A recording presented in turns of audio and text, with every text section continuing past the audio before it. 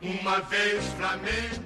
Tinha aquela torcida do Flamengo, levanta qualquer um. O maior povo que eu joguei na minha vida, o maior povo que teve no Maracanã. E aí, como é que eu tô? Eu paro na torcida, eu me emociono.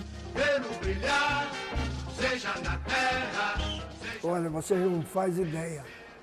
Dentro do vestiário, a gente sentiu o Maracanã que ia cair. Aquela tremia de tanta gente. Sabe aquele anel lá de cima do Maracanã? Tinha gente deitado lá, vendo o jogo. 177.020 pagantes. Se eu não me engano, tinha mais de 200 mil pessoas no Maracanã.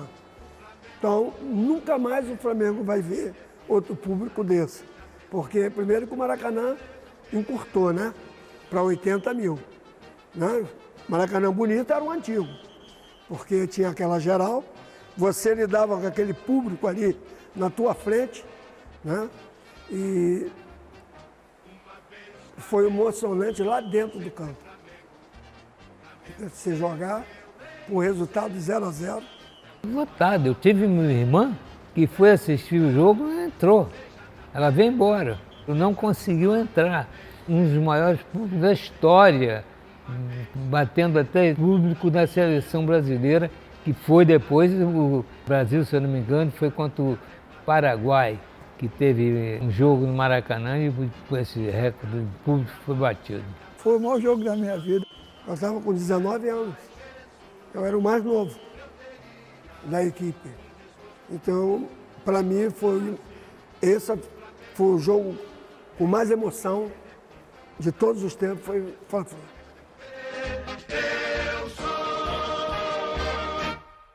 Família toda torcedora do Flamengo. Na época eu já estava dando meus primeiros passos no América, e nas divisões de base, mais propriamente infanto-juvenil, né? Mas ainda não era federado, mas o Flamengo ainda estava possuído no nosso sangue, no nosso espírito, né? E na nossa vontade de vê-lo jogar. Olha, eu estava muito bem acomodado, eu, Zico e o Tunico, né? Nós estávamos muito bem acomodados, chegamos bem antes de iniciar a partida e meu pai era dono de cadeiras do Maracanã, lá no 6º andar, né? As famosas cadeiras perpétuas. E ele tinha sobrinhos que eram vascaínos e que emprestaram essas cadeiras, né, para nós. O Nando e um primo, o Delfim, da família Bolsas Coimbra, né? Eles foram de trem. Então, ele disse que para chegar no Maracanã, chegou já com 10 minutos de jogo, foi um caos total, né? E que ele foi um dos personagens daquela emoção que antecedeu o início da partida. Todo mundo já estava tão lotado, todo mundo ficava procurando vaga. E como não tinha vaga, o que as pessoas do alto faziam? Iam jogando as pessoas lá para frente. E ele foi um desses personagens. Ele disse que quando ele chegou no último degrau, foi justamente ele falou assim, você sabe onde era o garoto do placar? Pois eu fiquei ao lado do garoto do placar e ele e o primo dele, o Delfim, nosso primo, e diz que tinha uma poça de urina, né? Que eles ficaram quase dentro daquela poça o jogo inteiro, quer dizer, o Flamengo era muito forte, né? Também, como é que ia sair? Não tinha como sair do Maracanã, tinha que ficar naquela posição mesmo. Eu tinha meus 16 anos, o Zico, consequentemente, tinha 9 para 10. O Tunico, 3 anos de diferença, estava com 13. Dos que estavam nas cadeiras, né? O Nando é mais velho que eu, um ano a mais, já estava com seus 17 aninhos, né? E, como eu disse, o Antônio não foi. Então foi uma aventura, né? Que terminou com muita alegria. Uma vez Flamengo. Marcel, Murilo, Luiz Carlos, eu e Paulo Henrique. Carlinhos e Nelsinho.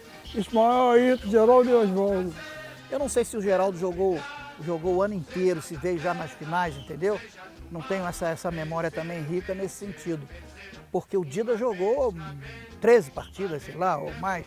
Então o Dida também teve uma participação efetiva, né, nessa conquista. Mesmo porque nós tínhamos o nosso ídolo, né? Naquela época, embora não tivesse jogado nessa final, mas o Dida era o grande ídolo de todos nós, de Zico, de Edu, de Antunes, de Nando, de Tonico.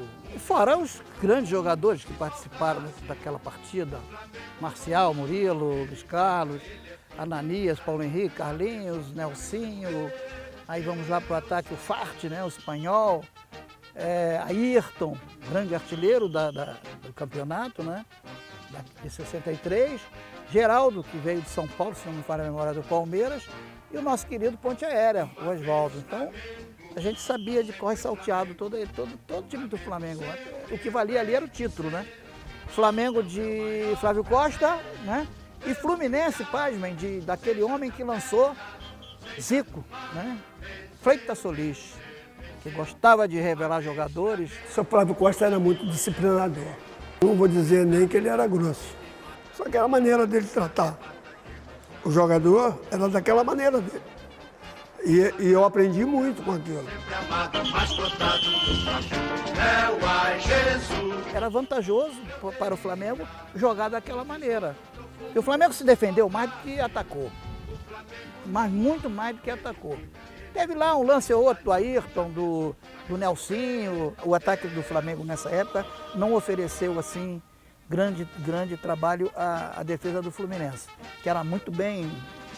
Imagina, o Fluminense tinha Carlos Alberto, né? Procópio,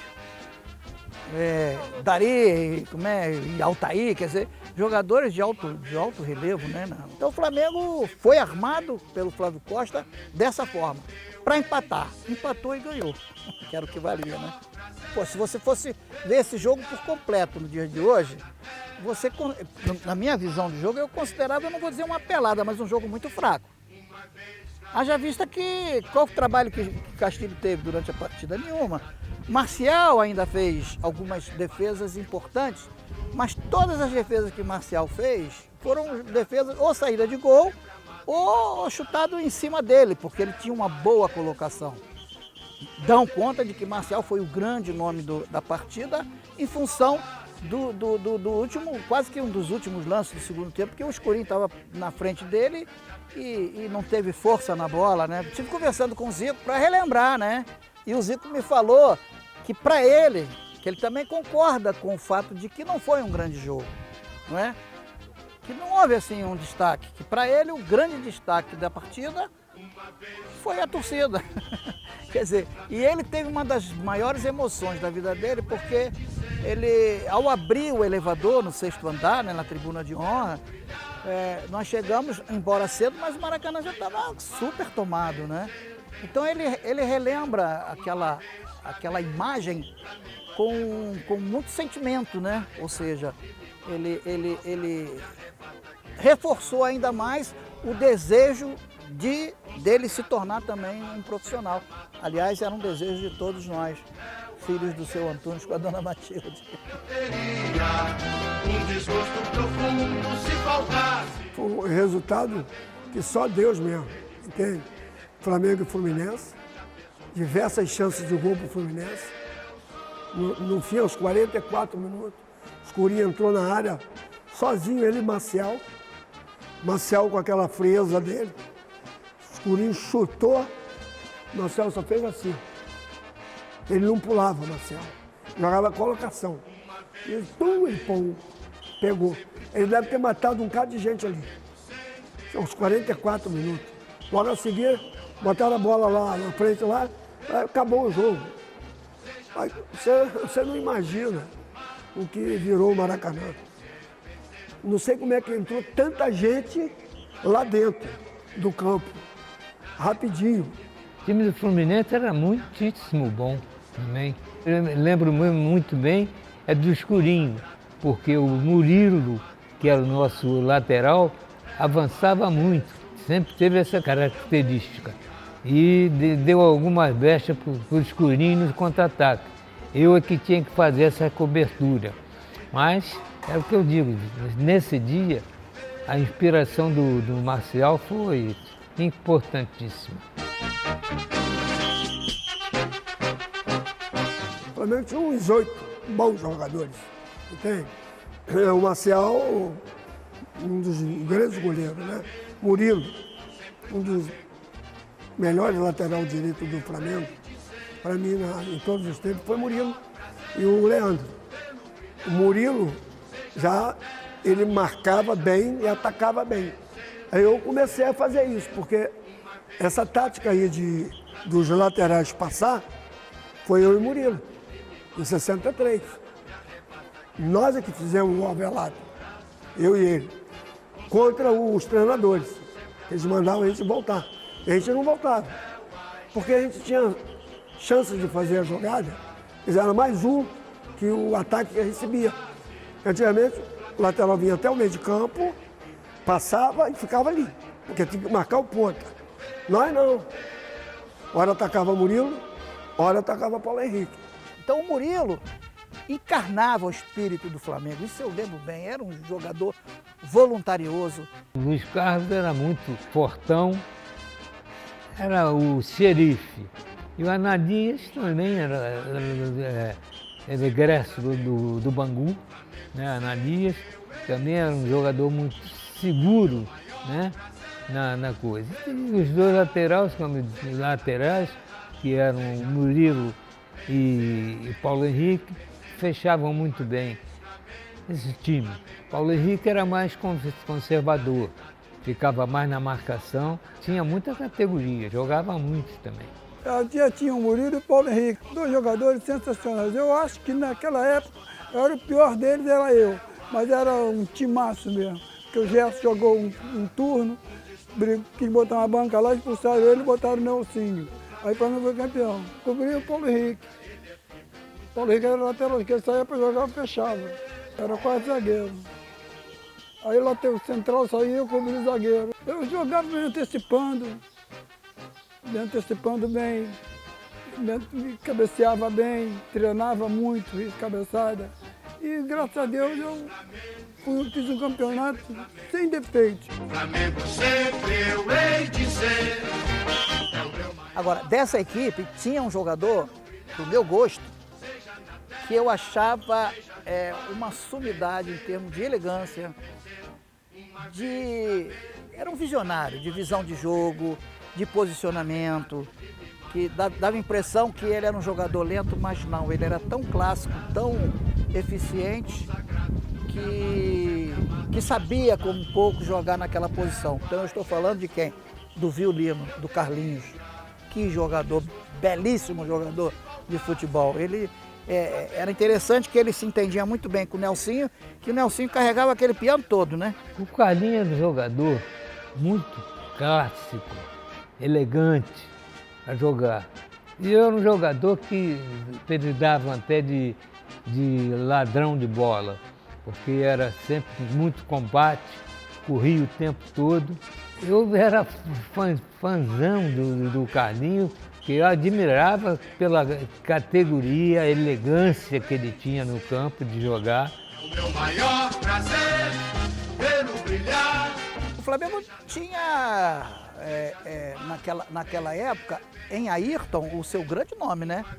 Em termos de artilharia. Um jogador que sabia jogar voltando, mas com a presença na área, ele era muito eficiente. Outro jogador também que eu admirava e que foi um jogador que a torcida do Flamengo gostava demais pela sua raça, pela sua habilidade e velocidade, o Espanhol. O Espanhol numa ponta e o Osvaldo no outro. Então, hoje acabou, você vai no Maracanã, não tem mais disso, um cara tentar jogar de linha de fundo, você não faz mais isso. O Espanhol também era jogador que driblava muito, tinha velocidade. Para marcá-lo era realmente muito difícil. Era o grande nome da época. Era um jogador que desequilibrado. Todo título é bem, como se diz, é bem recebido. Não é? Quando você torce para uma determinada equipe, porque aí a campanha toda, não é só aquele jogo final. O jogo não foi bom, não importa. Importa que o Flamengo tenha sido campeão carioca daquele ano e uma conquista como você está falando, de 55 até 63, olha, é um pedaço bom de etapa em se tratando de Flamengo. Coração consagrado no gramado, sempre amado. Essa é de 63, essa camisa. Foi do último jogo. Foi então do Fla-Flu, sim. É a única camisa que eu guardei. Minha filha fica com ela até hoje. Ele vibra, ele é fibra, muda libra, já pesou, Flamengo até morrer, eu sou.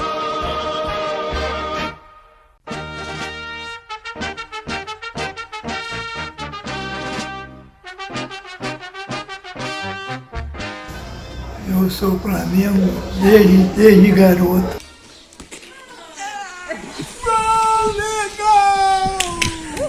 Uma vez Flamengo, sempre Flamengo. Flamengo sempre eu hei de ser. É o maior prazer. Vejo brilhar, vejo na terra, veja no mar. Vencer, vencer, vencer. Uma vez Flamengo, Flamengo até morrer. Me arrebata, ele me mata, me maltrata, me arrebata, que emoção no coração. Consagrado no gramado, sempre amado, mascotado no Fla-Flu. É o ai Jesus, eu teria um desgosto profundo se faltasse o Flamengo no mundo. Ele vibra, ele é fibra, muita libra, já pesou, Flamengo até morrer, eu sou.